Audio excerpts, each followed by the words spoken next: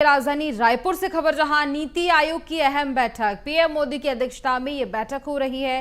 मुख्यमंत्री विष्णुदेव साय इस बैठक में शामिल हैं। सभी राज्यों और केंद्र शासित प्रदेशों के सीएम भी इस दौरान मौजूद हैं। 2047 तक भारत को विकसित राष्ट्र बनाने पर मंथन चल रहा है। ये बैठक लगातार जारी है। छत्तीसगढ़ के मुखिया मुख्यमंत्री विष्णुदेव साय भी इस बैठक में मौजूद हैं।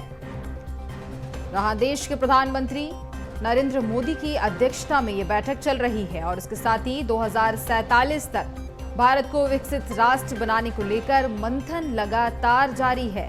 नीति आयोग की अहम बैठक की जा रही है और ये बैठक लगातार जारी है।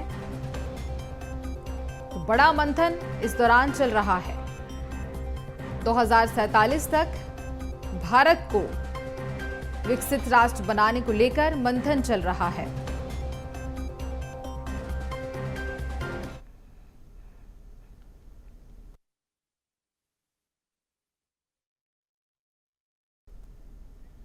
तो पीएम मोदी की अध्यक्षता में यह बैठक हो रही है और छत्तीसगढ़ के मुखिया भी इस बैठक में मौजूद हैं। इस बैठक में शामिल हुए हैं।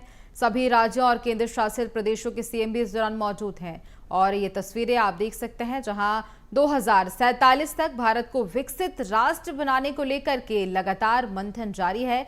लगातार बैठक की जा रही है। नीति आयोग की यह बैठक चल रही है और ज्यादा जानकारी लेंगे सहयोगी शिवम दुबे से। शिवम, नीति आयोग की बैठक चल रही है और इसके साथ ही छत्तीसगढ़ के मुखिया भी इस बैठक में पहुंचे हुए हैं। क्या कुछ हो सकता है इस बैठक के बीच? शिवम।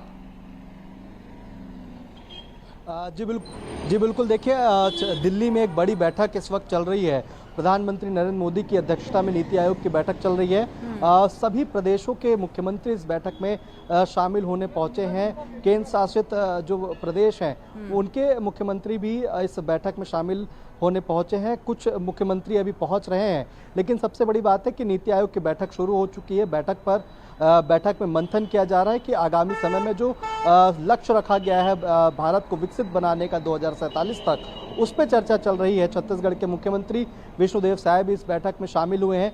छत्तीसगढ़ भी विकसित छत्तीसगढ़ को लेकर के विजन डॉक्यूमेंट्री एक तैयार कर रहा है कि 2047 तक किस तरीके से छत्तीसगढ़ को विकसित छत्तीसगढ़ बनाना है। इसको लेकर के भी उस बैठक में चर्चा हो रही है और इसके साथ साथ कुछ रोड मैप लेकर के मुख्यमंत्री विष्णुदेव साय दिल्ली पहुंचे हुए हैं, जिसमें बस्तर को लेकर के खास एक प्लान, जो योजनाएं आगामी समय में लागू करनी है, जिनका क्रियान्वयन और अच्छे तरीके से करना है, उनको लेकर के पूरा रोड मैप बना करके नीति आयोग की बैठक में शामिल होने मुख्यमंत्री पहुंचे हैं। और पर्यटन को लेकर के, वहां के विकास के कार्यों को लेकर के और सरकार की जो योजनाएं हैं उनके क्रियान्वयन को लेकर के ये पूरा रोड मैप छत्तीसगढ़ से तैयार किया गया है। लेकिन इसी के साथ साथ एक खास बात ये भी है कि अब छत्तीसगढ़ लगभग अंतिम सांसें जो मुख्यमंत्री दावा करते हैं कि नक्सलवाद को लेकर के गिन रहा है और मार्च 2031 तक माफ कीजिएगा 31 मार्च 2026 तक जो नक्सलवाद खात्मे को लेकर के छत्तीसगढ़ ने एक लक्ष्य रखा है, केंद्र ने एक लक्ष्य रखा है, उसकी तरफ तेजी से ऑपरेशन चलाए जा रहे हैं। और लगभग अब ऐसा दावा है कि बहुत जल्द छत्तीसगढ़ से नक्सलवाद का साया उड़ जाएगा।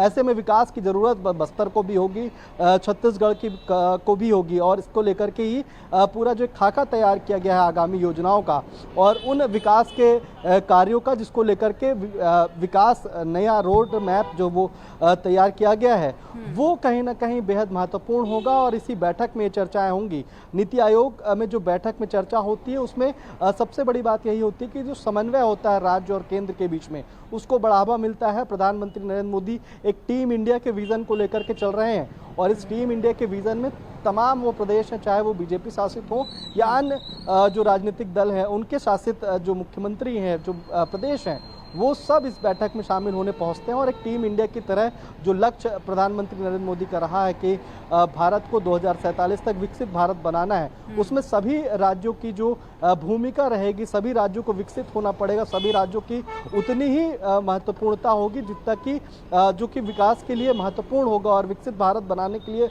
महत्वपूर्ण होगा। तो तमाम चीज़ें इस बैठक में चर्चा की जा रही हैं।